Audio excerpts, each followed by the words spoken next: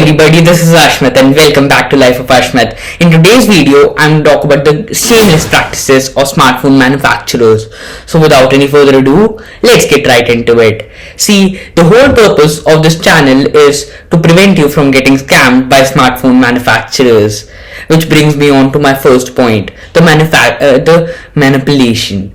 Well, if you see, why would you buy a new smartphone if your current one was working just fine? Well, to reduce this, people or companies more specifically have started slowing down their smartphones, which really causes us to buy new ones and gives more profits to the company itself.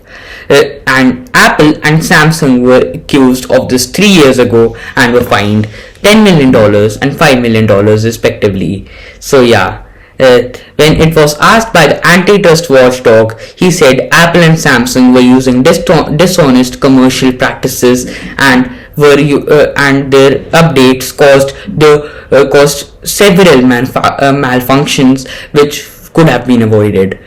And this happened, for example, when Samsung had 5 years ago launched its Galaxy Note 4.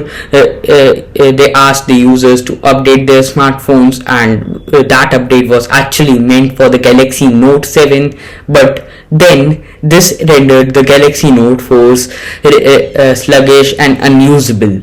So yeah, which brings me on to my second point, which is abandoning old phones. A company must provide security patches and regular system updates. Although it's pretty understandable that you can't provide regular system updates and you can't give the latest version of iOS to an iPhone 5 so that it will not be rendered unusable, but you can still provide security patch updates, and that is not done by any of the companies.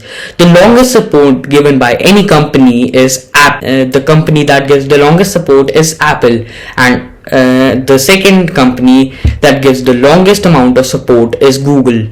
So yeah, those are the big tech giants, and their phones cost like millions of dollars or something. Just exaggerating, not really. If someone is that dumb, is very bad, and the old phones are just left out. They are just abandoned, which is why it is very, very sad, and we have to go to the store again. We have to buy another phone. We have to spend our money again. We have to give the profits to the company again. But launching tons of smartphones, that this is the main problem, and it is the third point as well. Well, if you see like the example, let's take an example, Xiaomi for example. The company in its Note series released 42 phones in different price ranges. Some ranged from 10,000 and some were up to like 40,000 or something. And if I ask you to do all the work and just update one thing on multiple diaries and just write one thing, would you be able to do it in thousands of diaries? And like, no, nah. Yeah, that's what happened with Xiaomi. They are not able to provide updates to us because they have launched tons of smartphones, and you no need to be sympathetic with the company because it's their fault. It's their fault that they are at this stage, and this is not the problem with just Xiaomi. This is the problem with all of the Android tech giants like Realme, Oppo, and not OnePlus. But you gotta give a point to Apple for their they only release one smartphone a year, or maybe at least two, but in 5 months time or something, when it's completely refined. All of their products are very good, like the MacBook, and you should totally watch my video on that, and that was a shameless plugin. But anyway, because they do not provide any system updates to the old phones, the old phones become more prone to having a cyber attack, which I don't think anyone desires to have. So then they just go to the store and have to buy the phone again, because you just have to buy it, and then there is no escape. If you get a cyber attack, all of your data will be stolen. Yeah, so that's the main thing. And also the fourth point? The fourth point is using low quality materials despite of having the budget to like in the price range that they make the phones. They can get very good materials, but just to have a competitive price, so and an aggressive price range, they use their tactics, which is disgusting. They make cutoffs, and Apple and the other companies in their Galaxies and in their iPhones have just started not giving chargers. And this usually happens in mid-range smartphones or the budget ones. They use their tactics like adware and bloatware, which is my fifth point. Having adware and bloatware in your phone is the worst thing possible, because companies earn profits everywhere. Every time they earn profits. Yeah, so it's very bad, because bloatware is usually eats the storage of the whole phone. And this is partly why my mom's phone is half very sluggish. And so yeah, they just use the bloatware to eat up the storage. And guess what?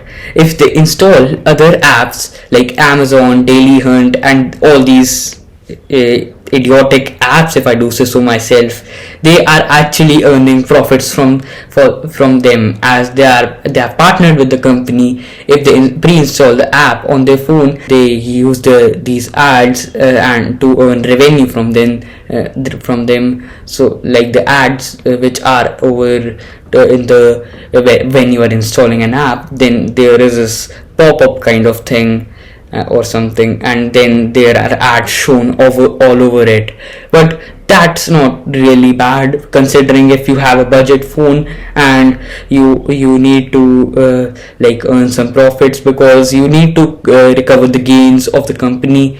Yeah, but we are not talking about the simple pop-ups. We are talking about those vulgar ads, those ads that if I show, I will get demonetized in the future, because I don't earn any profits right now.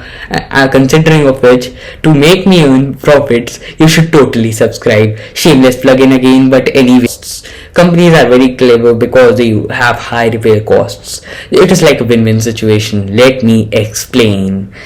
See, the thing is, whenever you repair your phone, if the repair costs are high, then you need to repair your phone. It will be very expensive, but the profits will go to the company again. And if you buy a new phone, more profits will be generated.